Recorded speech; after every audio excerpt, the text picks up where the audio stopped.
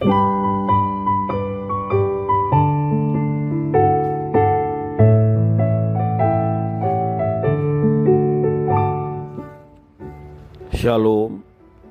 Devosi 2 Raja-Raja pasal 3 ayat 9 sampai yang ke-18. Demikian firman Tuhan. Maka berjalanlah Raja Israel dan Raja Yehuda dan Raja Edom, tetapi sudah mereka berkeliling 7 hari perjalanan jauhnya, maka tidak terdapat air untuk tentara dan untuk hewan yang mengikuti mereka. Lalu berkatalah Raja Israel, "Wahai Tuhan, telah memanggil ketiga raja ini untuk menyerahkan mereka ke dalam tangan Moab." Tetapi bertanyalah Yosafat, "Tidak adakah di sini seorang nabi Tuhan, supaya dengan perantaraannya kita meminta petunjuk Tuhan?" Lalu salah seorang pegawai Raja Israel menjawab, katanya, "Di sini ada Elisa bin Safat yang dahulu melayani Elia." Berkatalah Yosafat, "Memang padanya ada firman Tuhan." Sudah itu pergilah Raja Israel dan Yosafat dan Raja Edom kepada Elisa. Tetapi berkatalah Elisa kepada Raja Israel, "Apakah urusanku dengan engkau? Pergilah kepada para nabi ayahmu dan kepada para nabi ibumu." Jawab Raja Israel kepadanya, "Jangan begitu, sebab Tuhan memanggil ketiga raja ini untuk menyerahkan mereka ke dalam tangan orang Moab." Berkatalah Elisa, "Demi Tuhan semesta alam yang hidup, yang di hadapannya aku menjadi pelayan, jika tidak karena Yosafat Raja Yehuda, maka sesungguhnya aku tidak akan memandang dan melihat kepadamu. Maka sekarang jemputlah bagiku seorang pemetik kecapi. Pada waktu pemetik kecapi itu bermain kecapi, maka kekuasaan Tuhan meliputi dia." Kemudian berkatalah ia, "Beginilah firman Tuhan, biarlah di lembah ini dibuat parit-parit, sebab beginilah firman Tuhan, kamu akan mendapat angin dan hujan. Namun lembah ini akan penuh dengan air, sehingga kamu serta ternak sembelihan dan hewan pengangkut dapat minum. Dan itu pun adalah perkara ringan di mata Tuhan. Juga orang Moab akan diserahkannya ke dalam tanganmu." Demikian firman Tuhan. Dalam kisah Alkitab, kita sering melihat bahwa Tuhan Allah berinisiatif menolong umat Israel walaupun mereka berperilaku tidak setia terhadap Tuhan. Namun kondisi kali ini sangat berbeda dari biasanya. Tuhan Allah hanya bertindak saat orang yang berkenan kepadanya menaikkan permohonan.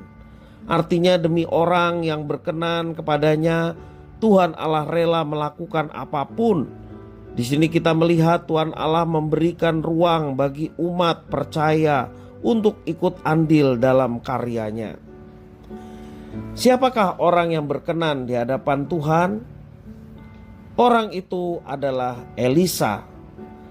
Saat berada di padang gurun Edom, Nabi Elisa kedatangan 3 tamu yang tidak diduga dan tidak diundang, yaitu Raja Israel, Raja Yehuda, dan Raja Edom.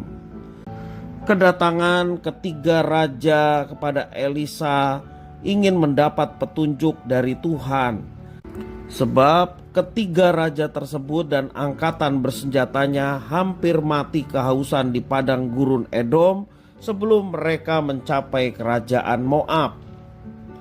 Melihat kedatangan mereka, kalimat pertama yang keluar dari mulut Nabi Elisa merupakan sebuah sindiran dan ejekan terhadap Raja Israel, Yoram. Ejekan sinis Elisa mengenai jantung keyakinannya terhadap para dewa-dewi asing. Kritikan tajam Elisa membuktikan bahwa Allah palsu bangsa asing adalah Allah yang mati dan tidak berdaya.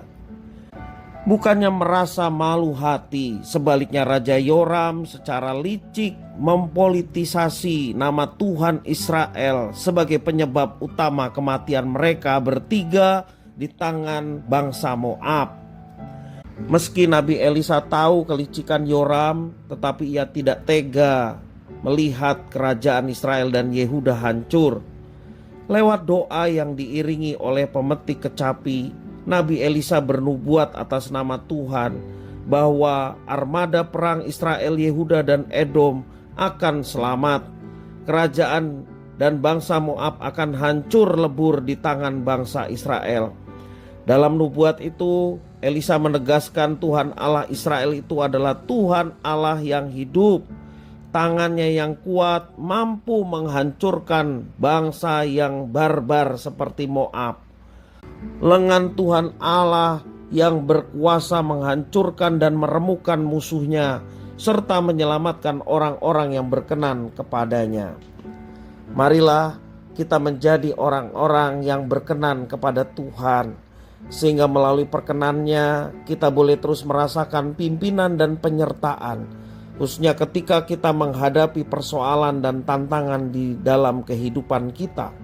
Ada Tuhan yang memampukan kita untuk mengatasinya, sehingga kita mau berkata segala perkara dapat kutanggung di dalam Dia yang memberi kekuatan kepada kita. Berpautlah, bersandarlah hanya kepada Tuhan saja, maka kita akan mengalami penyertaan dan berkat-berkat-Nya. Tuhan Yesus memberkati.